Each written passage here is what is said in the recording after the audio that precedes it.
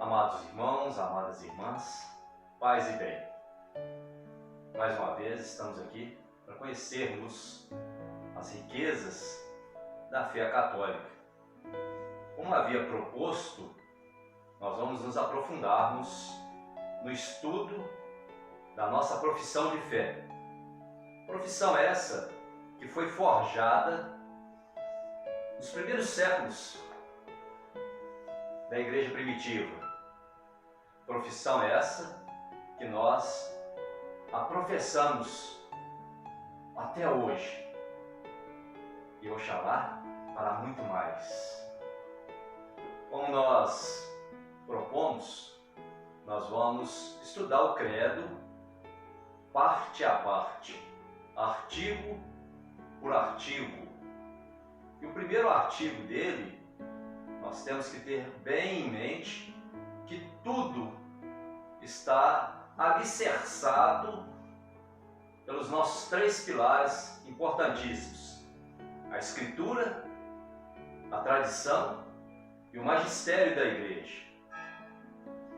Nas Escrituras, quando você abre a sua Bíblia, e lá em Gênesis 1, versículo 1, está lá o motivo de nós estarmos aqui hoje, onde ali está a origem do mundo e da humanidade.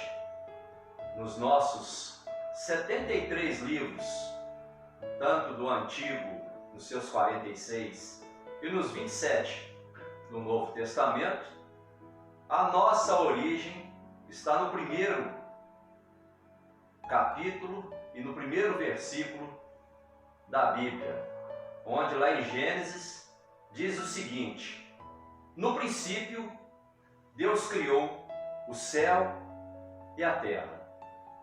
O nosso primeiro artigo no nosso credo justamente é essa afirmação: creio em Deus Pai Todo-Poderoso. E a segunda parte dele: Criador do céu e da terra. Iniciamos a nossa profissão de fé afirmando que cremos em Deus Pai Todo-Poderoso, Criador do céu e da terra. Ele é o primeiro e o último, o começo e o fim. Isaías 44. O Alfa e o Ômega. O credo começa com Deus Pai, pois é a primeira pessoa da divina, da Santíssima Trindade. Proclamamos que Deus Pai é Criador, que Ele realizou a criação do céu e da terra. A criação é o começo e o fundamento de todas as obras de Deus. É o primeiro ato de amor para conosco. Repetindo, é o primeiro ato de amor para conosco, com o qual inicia seus desígnios de misericórdia e salvação, pelo amor, por amor e para o amor. Deus é amor. Portanto, quando afirmamos creio em Deus Pai Todo-Poderoso, nos expressamos nossa fé no poder do amor de Deus, que no seu Filho morto e ressuscitado derrota o ódio, derrota o mal, derrota o pecado, abrindo-nos à vida eterna, a vida dos filhos que desejam permanecer para sempre na casa do Pai. Dizer, creio em Deus Pai Todo-Poderoso, no seu poder, na sua maneira de ser Pai, constitui sempre um gesto de fé, de conversão e de transformação do nosso pensamento, de todo o nosso afeto e de todo o nosso estilo de vida. Afirmarmos que cremos em Deus também constitui em mim uma mudança de ato e de opinião, um modo de ser.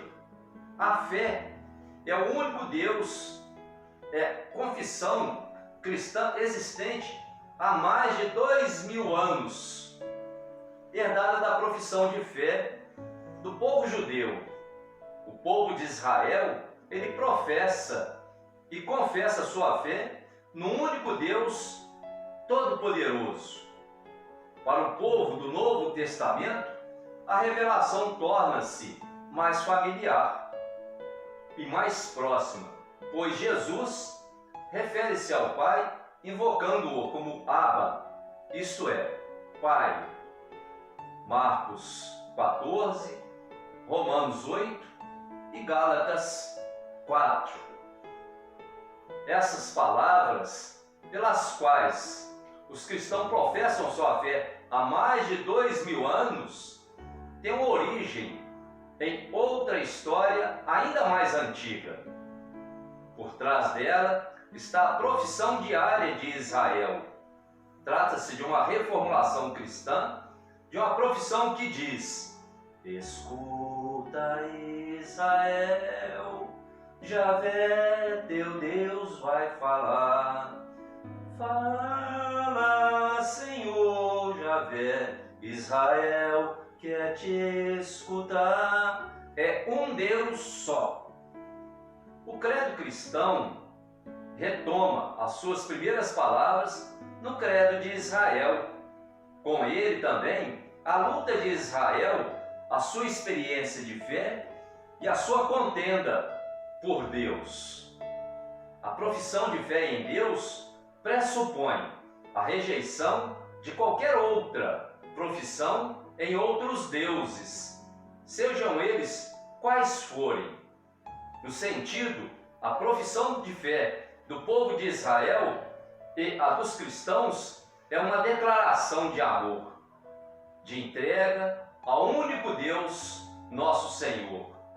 Nosso credo é uma fé a ser vivida, professada e confessada, não apenas ser recitada. É muito mais do que você recitar algo. Ela tem que ser vivida, ela tem que ser professada e confessada. Jesus, teu Deus, é um Deus único. Essa profissão de fé é fundamental, que condiciona como pano de fundo o nosso credo. Em seu sentido original, uma renúncia dos deuses da vizinhança. É profissão de fé no sentido pleno da palavra, isto é, não se trata de constatação de uma opinião ou lado do outro, e sim de uma decisão existencial. Como rejeição dos deuses, o gesto se opõe tanto ao endeusamento dos poderes políticos, quanto ao endeusamento do movimento cósmico do retorno eterno. E aqui nós deveríamos salientar o discurso de Paulo no Areópago, quando Paulo foi pregar aos atenienses. Lá ele diz o seguinte: sois os mais religiosos dos homens, porque ele viu vários altares e vários monumentos, mas teve um que estava praticamente desnudo, onde estava a inscrição: ao Deus desconhecido. Esse Deus desconhecido é o nosso Deus. A fé cristã confessa que há um só Deus, por natureza, por substância e por essência. O próprio Jesus confirma que Deus é o único Senhor e que é preciso amá-lo de todo o coração, de toda a alma, com todo o espírito e com toda a tua força. Marcos 12 nos diz isso. Deus revelou ao povo de Israel e continua revelando que cada um de nós, o seu nome. Eu sou aquele que sou. O nome exprime a essência, a identidade da pessoa e o sentido de sua vida. Deus tem um nome que comunica e manifesta a sua essência, sua personalidade, seu poder, suas ações, sua relação pessoal com o seu povo eleito. Não é uma força anônima, mas quer ser conhecido por aquele quem estabeleceu uma aliança de amor. Deus, Ele estabelece conosco uma aliança, um casamento. Ele revelou-se progressivamente ao seu povo com diversos nomes, mas foi a revelação do nome divino feito a Moisés por meio da sarça ardente que significou a revelação fundamental para o Antigo e o Novo Testamento. O juramento com o seu nome, o Senhor revelou as suas principais qualidades, sua fidelidade, que é sempre e para sempre. Deus se revela-se ao povo de Israel como aquele que é rico em amor e fidelidade. Rico em amor e fidelidade. Ele nunca nos decepciona. Muitas das vezes sou eu que me afasto. Ele demonstra a riqueza de sua pessoa na fidelidade e na credibilidade para com o povo. Em todas as suas obras, Deus mostra não apenas a sua benevolência, a sua bondade, a sua graça, o seu amor, mas também a confiabilidade, a fidelidade e verdade. Ao percorrer a história do povo, é possível descobrir que Deus tinha uma única razão para se revelar-se, que consiste na expressão do seu amor, gratuito e generoso. Deus faz por graça, Ele te dá de graça. E Israel entendeu a graça dos seus profetas, que foi também o amor que Deus não cessou de salvá-los e de perdoar a sua infidelidade e os seus pecados. Eu sou infiel e pecador, mas mesmo assim Deus está ao meu lado, porque Ele bate, mas Ele não invade. Ele espera o meu sim, como espera o seu sim também. O amor de Deus por Israel é comparado ao amor de seu pai por seu filho. Este amor é mais forte que o amor de uma mãe pelos seus filhos. Deus ama seu povo mais do que o esposo ama a sua amada. O amor de Deus é eterno. Nesse sentido, a expressão de João é mais resumida, simples, nobre ao afirmar: Deus é amor. 1 João, capítulo 4. Crer em Deus é saber olhar para a imensidão do universo e reconhecer que Deus é criador de tudo e de todos. Crer em Deus Pai é estar acima de todos os interesses pessoais. A Deus o louvor, a honra, a glória e todos os atributos a que Ele merece. O Pai é a primeira pessoa divina da Santíssima Trindade. A paternidade de Deus torna-o todo-poderoso, pois só quem é capaz de criar do nada tem esse poder nas mãos. O Pai desejou ardentemente construir sua história não para si, mas para os outros. Criar é a mais sublime arte do Pai. Com Abraão, Israel cresceu como nação, e com Moisés aprendeu que Deus Pai está no centro da sua nação. Por isso, ao longo de toda a história, Israel soube esperar e confiar na providência, na paternidade de um Deus infinitamente bondoso e misericordioso. Israel compreendeu e aceitou a presença amorosa de Deus na sua vida e do seu povo. Deus é alguém muito presente na vida deles. É alguém com quem se falam e ao mesmo tempo escutam. A invocação de Deus como Pai é conhecida em muitas regiões. Em Israel, Deus é chamado de Pai, pois é Criador do mundo.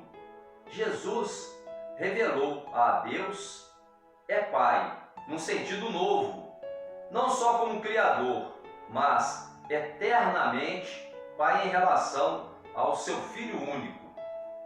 É por isso que os apóstolos confessam Jesus como o Verbo, que no início estava junto de Deus e é Deus, como imagem de Deus invisível. Seguindo a tradição apostólica, a Igreja no ano de 325, no primeiro concílio ecumênico de Nicéia, professou que Deus, o Filho, é consubstancial ao Pai, isto é, um só Deus com Ele. O segundo concílio, reunido em Constantinopla em 381, conservou sua expressão na formulação do credo de Nicéia e professou o Filho único de Deus, gerado ao Pai antes de todos os séculos, luz da luz, Deus verdadeiro de Deus verdadeiro, gerado, não criado, consubstancial ao Pai. Dessa maneira, o Concílio de Constantinopla proclama a íntima relação entre Pai, o Filho e o Espírito Santo. Cremos no Espírito Santo, que é Senhor e que dá a vida, ele procede do Pai. Com isso, a Igreja reconhece o Pai como fonte e origem de toda a divindade. Mas a origem eterna do Espírito Santo não deixa de estar vinculada ao Filho. O Espírito, que é a terceira pessoa da Trindade, é Deus, uno e igual ao Pai e ao Filho, da mesma substância e também da mesma natureza. Ele é ao mesmo tempo Espírito, Pai e Filho. Podemos assim dizer, é um nexo de amor entre o Pai e o Filho. É interessante que Bento XVI ele tem uma expressão belíssima para falar a respeito disso. A fé em Deus Pai requer que acreditemos no Filho sob a ação do Espírito, reconhecendo na cruz que salva a revelação definitiva do amor divino. Deus é nosso Pai, oferecendo-nos o Filho. Deus é nosso Pai, perdoando os nossos pecados e levando-nos à alegria da vida do ressuscitado. Deus é nosso Pai, dando-nos o Espírito, que nos torna filhos e nos permite chamá-lo verdadeiramente Abba, Pai. Por isso, Jesus ensina-nos a rezar, convidando-nos a dizer: Pai Nosso, a oração do Pai Nosso, belíssima. A Trindade é una. Não professamos três deuses, mas um só em três pessoas. A pessoa divina não divide entre si a divindade, mas cada uma delas é Deus por inteiro. O Pai é aquilo que é o Filho é aquilo que é o Pai, e o Espírito Santo é aquilo que são o Pai e o Filho, isto é, um só Deus quanto à natureza. Não podemos pensar a Trindade de forma dividida, ou seja, o Pai como aquele que cria, o Filho como aquele que salva e o Espírito como aquele que santifica. Eles são um em 3 pessoas. Um não delega o tipo de serviço para o outro, mas os 3 realizam tudo e juntos. Os cristãos são batizados em nome do Pai, do Filho e do Espírito Santo. Mateus 28. Se esse batismo não for feito na Trindade, o batismo não tem validade. A fé de todos os cristãos consiste na Trindade. O mistério da Santíssima Trindade é o mistério central da vida do cristão. É o mistério de Deus em si mesmo e, portanto, a fonte de todos os outros mistérios da fé. O Pai é o Todo-Poderoso. Sua paternidade, seu poder, ilumina-se mutuamente. Ele mostra a sua onipotência paterna pela maneira com que cuida de nossas necessidades. Pela sua infinita misericórdia, mostra o seu poder no mais alto grau, perdoando livremente os pecados. Somente mediante a fé podemos aderir ao caminho misterioso da onipotência de Deus. Somente quem é verdadeiramente poderoso pode suportar o mal e mostrar-se misericordioso. Só quem é autenticamente poderoso pode exercer de modo pleno a força do amor. E Deus, a quem pertence todas as coisas, porque tudo foi feito por Ele, para a sua força, amando tudo e a todos, numa expectativa paciente da nossa conversão de homens e mulheres que Ele deseja como filhos e filhas. Deus espera a nossa conversão. O amor todo-poderoso de Deus não conhece limites, a tal ponto que não poupa o seu próprio Filho, mas o entrega a todos nós. Por amor, Ele nos criou e por amor, Ele nos tem como filhos amados. Mais uma vez, nós encerramos a nossa primeira parte do credo.